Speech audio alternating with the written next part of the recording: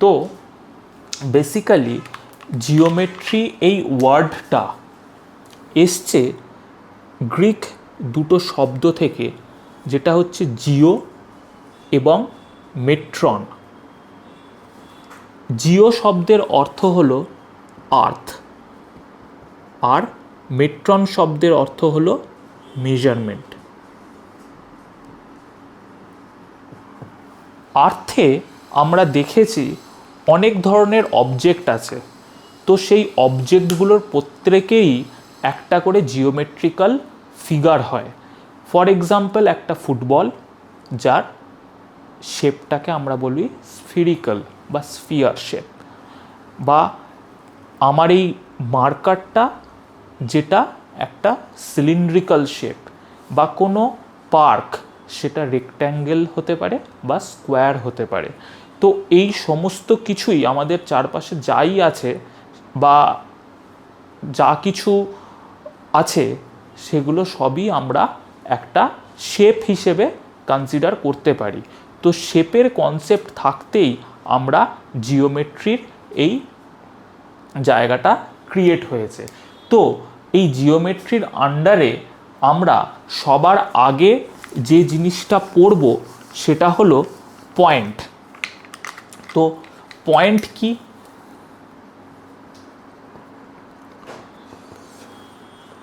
Point বলতে আমরা একটা এক্স্যাক্ট লোকেশনের কথা বলবো। ফর এক্সাম্পল, রাহুলকে আমি জিজ্ঞাসা করলাম, রাহুল তোমার বাড়ি কোথায়? তো তার উত্তরে রাহুল বলল, আমার বাড়ি বালিগঞ্জ। তো বালিগঞ্জ বলতে আমরা কলকাতার মধ্যে একটা পার্টিকুলার স্পট বা এরিয়ার কথা বলি। তো বাড়ির এক্স্যাক্ট লোকেশান সেরকমই একটা সারফেসের ওপর পয়েন্ট বলতে আমরা একটা এক্স্যাক্ট লোকেশান বুঝি। তো আমি লিখতে পারি, আ point is an exact location on a surface. তো পয়েন্টকে আমরা কিভাবে রিপ্রেজেন্ট করি না, it is represent as a fine dot. কীরকম না, এটা একটা পয়েন্ট ধরলাম, এই পয়েন্টটাকে আমি এ হিসেবে রিপ্রেজেন্ট করলাম। তো একটা ফাইন ডট দিয়ে আমরা পয়েন্টকে রিপ্রেজেন্ট করতে পারি। নেক্সট যে জিনিসটা জানতে হবে, it has no length, breadth and thickness. তো আমরা এইটুকু জিনিস যদি পয়েন্ট সম্পর্কে জানি, তাহলে আমরা পয়েন্টের সম্পূর্ণ ডেফিনেশন জানতে পারবো। তো পয়েন্ট বলতে আমরা এই জিনিসটাকে বুঝি। এটা সবাই তাদের কপির মধ্যে নোট ডাউন করে নাও, ঠিক আছে? এবং যা যা জিনিসগুলো পড়াবো, ডেফিনেশন হতে পারে বা তার ডায়াগ্রাম হতে পারে, সেগুলো সব কপিতে নোট ডাউন করে নাও। তাতে কি হবে, ইন ফিউচার তুমি জাস্ট কপিটুকুনি দেখলেই তোমার পুরো জিনিসটা খুব কুইকলি রিভাইজ হয়ে যাবে। তো নেক্সট আমরা যে জিনিসটা পড়ব সেটা হলো line.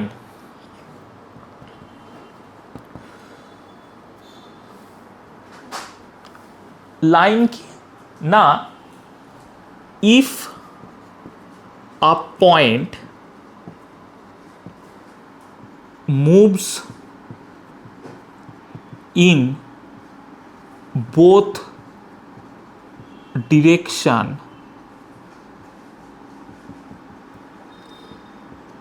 endlessly, then it forms a straight path which is known as line। কথাটার মানে কি, আমি একটা পয়েন্ট নিলাম, সেই পয়েন্টটাকে এন্ডলেসলি বোথ ডিরেকশানে এক্সটেন্ড করলাম। এক্সটেন্ড করলে আমি কি পাবো, বোথ ডিরেকশানে যদি আমি এন্ডলেসলি এক্সটেন্ড করি তাহলে আমি একটা লাইন পাবো, যেই লাইনটার নাম হবে এবি, রাইট। তো আমি লিখব A B arrow on both direction is a line. এইভাবে আমি একটা লাইনকে রিপ্রেজেন্ট করতে পারি। তো এবি ইজ আ লাইন, ঠিক আছে। It has no definite length, ঠিক। তো এবি লাইনের কোনো ডেফিনাইট লেন্থ নেই। ডেফিনাইট লেন্থ নেই মানে কি, এবি লাইন বোথ ডিরেকশানে এন্ডলেসলি মুভ করতে পারে, এক্সটেন্ড করতে পারে। তো এক্সটেন্ড যেহেতু বোথ ডিরেকশানে এন্ডলেসলি করতে পারে, তো এবি লাইনের কোনো ডেফিনাইট লেন্থ নেই। তো এটা আমার লাইনের ডেফিনেশন জিজ্ঞাসা করলে আমি এটা লিখব, তার সাথে একটা ড্রয়িং লাইনের আমাকে করে দিতে হবে। যদি এইভাবে আমি একটা ডেফিনেশন লিখি তাহলে আমার পুরো মার্কস আমি পাবো। আচ্ছা, এরপর নেক্সট যে টপিকটা আমি পড়ব সেটা হলো রে। রে ডেফিনেশন কি সেটা আমরা এবার পড়ব।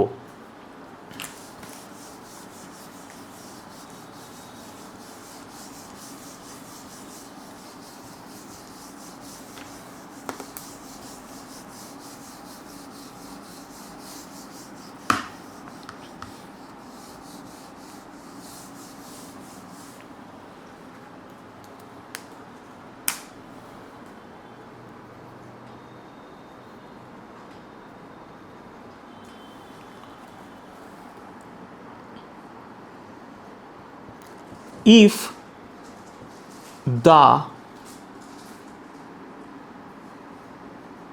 line has one end fixed and another end moves endlessly, then it is called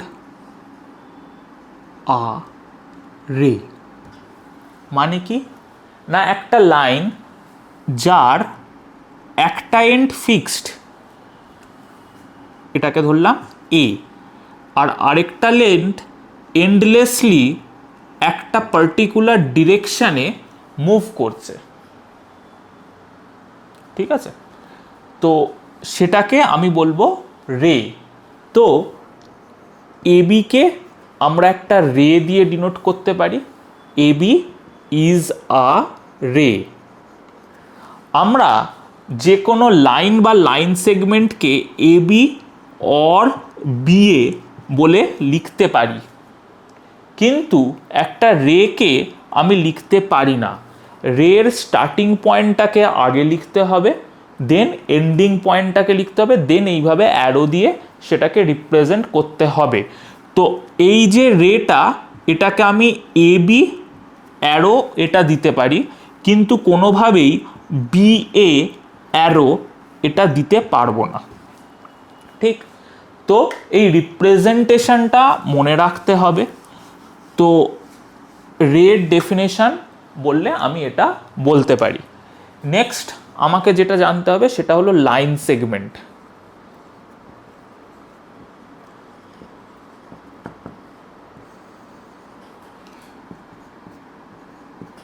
if the both end of the line is fixed, then it is called line segment. তো লাইন সেগমেন্টকে আমরা কিভাবে draw করতে পারি?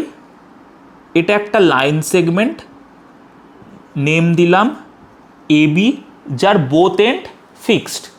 তো আমি লিখব A B bar is a line segment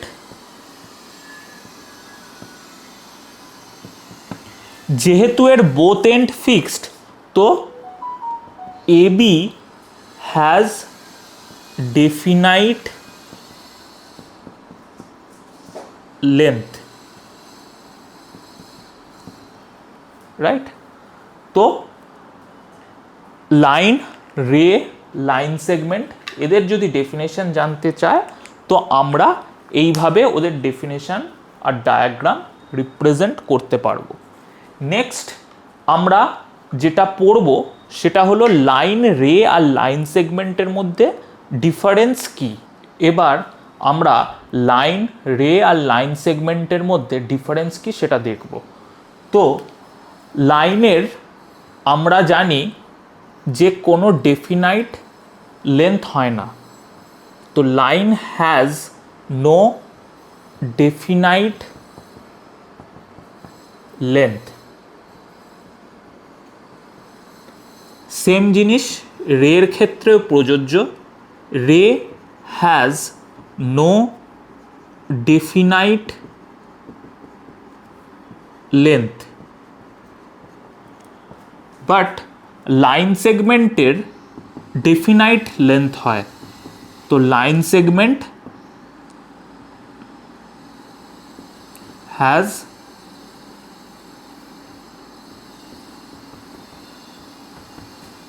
definite length.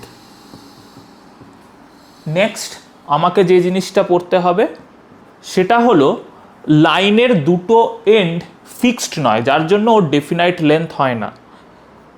তো line has no fixed point,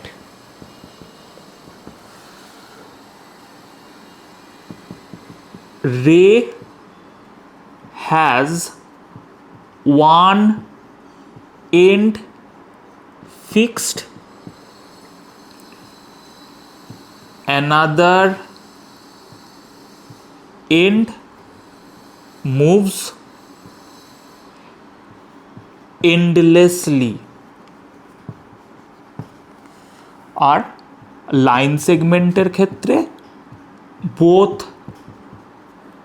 ends fixed।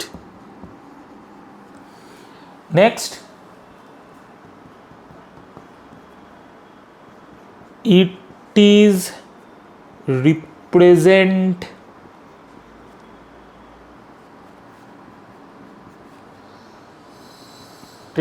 as AB both side arrow। আমি একটা ডায়াগ্রাম দিয়ে দেখিয়ে দিতে পারি।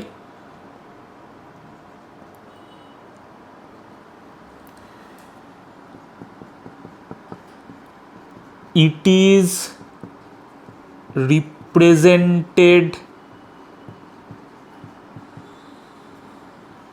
as AB A to B। তো এটা একটা আমি ডায়াগ্রাম দিয়ে বুঝিয়ে দিতে পারি।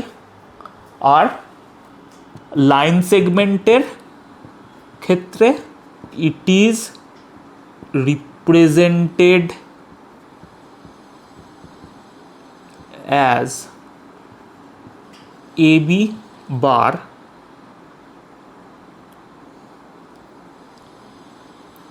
AB।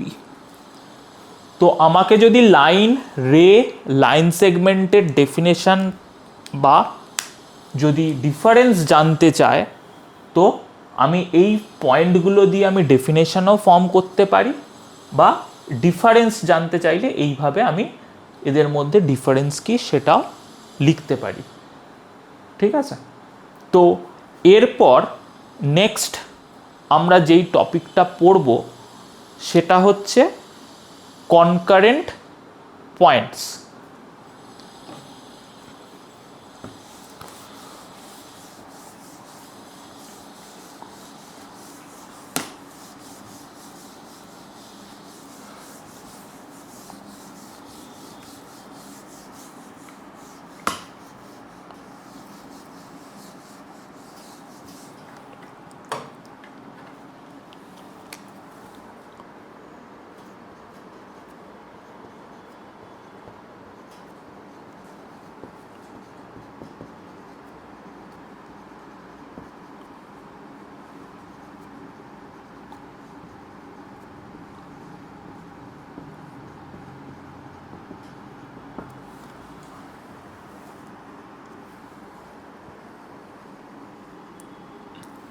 আমরা লাইনের যখন ডেফিনেশন পড়েছি তখন আমরা দেখেছি যে একটা লাইন ড্র করার জন্য অ্যাটলিস্ট আমাদের দুটো পয়েন্টের প্রয়োজন আছে।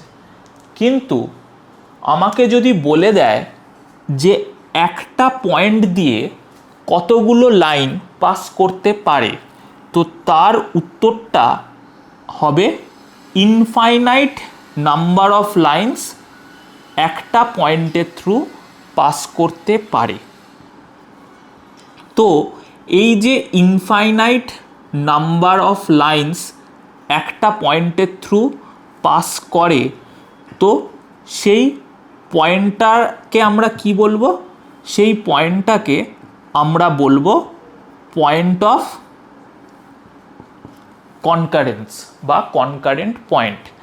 আর এই লাইনগুলোকে আমরা বলবো কনকারেন্ট লাইন্স। তো ডেফিনেশন কি হবে না, if more than two lines passes through a point, then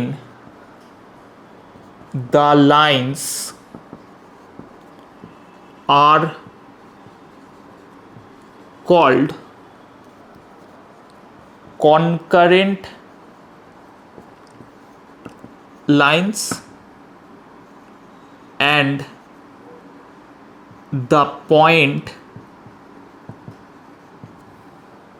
is known as concurrent point, right? তো এই যে ডায়াগ্রামটা ড্র করেছি, এই ডায়াগ্রাম অনুযায়ী A B, C D, E F, GH are concurrent lines and O is the point of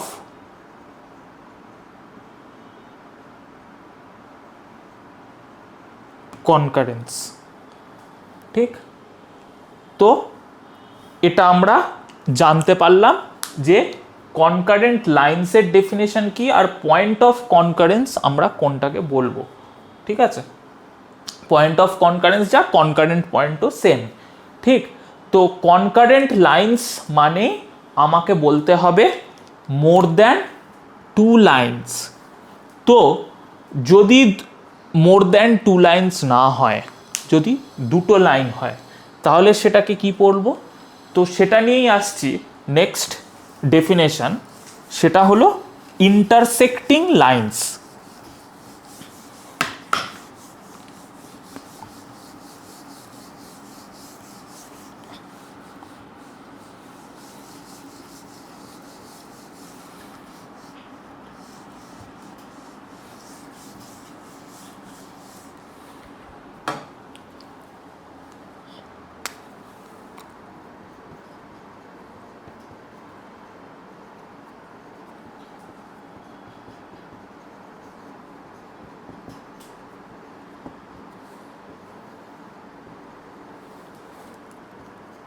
if two lines passes through a point, then it is called intersecting lines, and the point is known as point of intersection।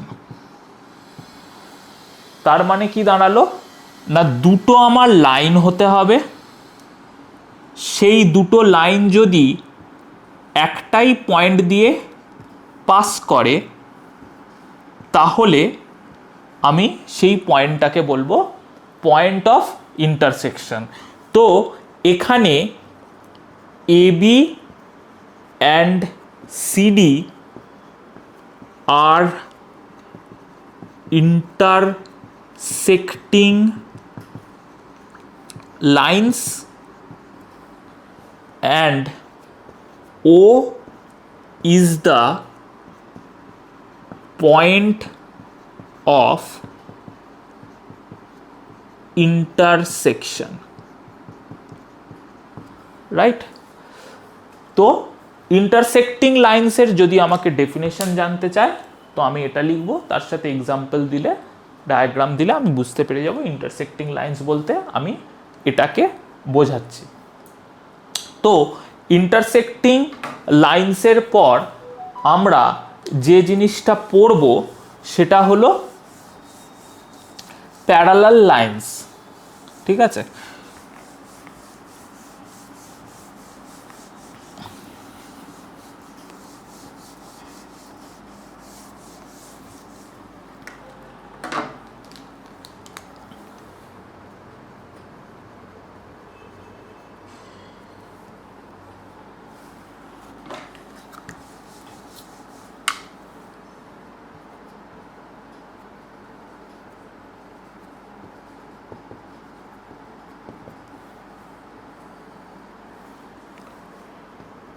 if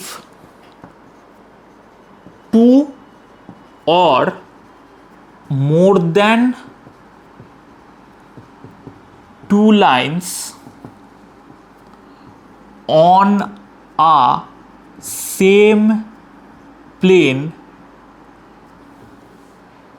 never intersect each other or never meet, then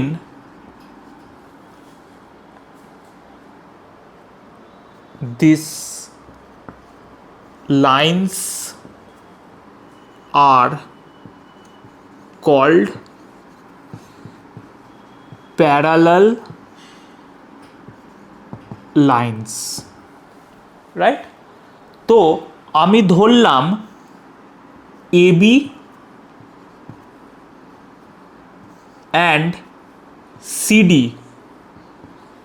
these two lines never meet with each other or intersect each other। তো আমি বলতে পারি AB parallel CD। ঠিক, এই সিম্বলটা হচ্ছে parallel symbol, এটাকে মনে রাখতে হবে। ঠিক, তো আমি বলতে পারি AB প্যারালাল CD। ঠিক আছে, তো আমাকে যদি প্যারালাল লাইন্সের ডেফিনেশন জিজ্ঞাসা করে তো আমাকে বলতে হবে দুটো বা দুটোর বেশি লাইন যদি আমার ইন্টারসেক্ট না করে কোনো পয়েন্টে তখন সেটাকে আমরা প্যারালাল লাইন্স বলতে পারি। তো প্যারালাল লাইন্সের পর আমাকে যেই জিনিসটা পড়তে হবে that is perpendicular line.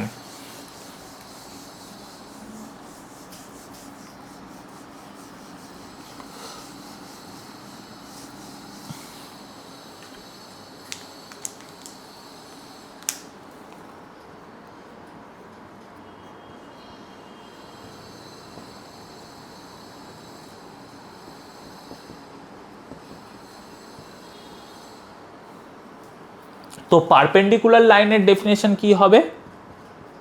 If a line is standing vertically over a horizontal line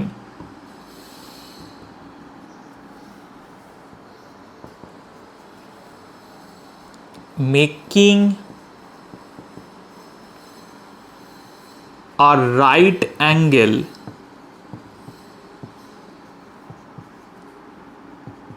then the vertical line is perpendicular to the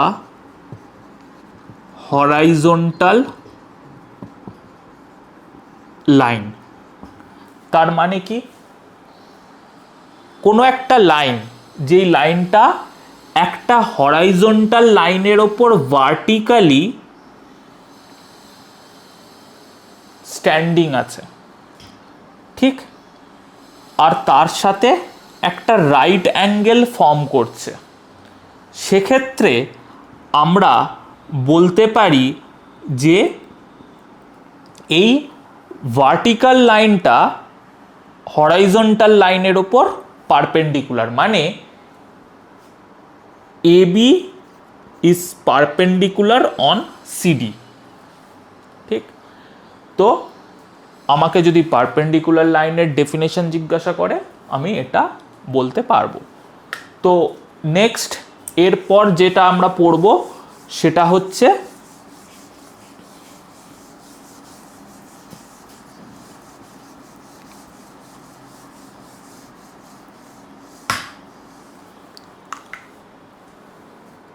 collinear points.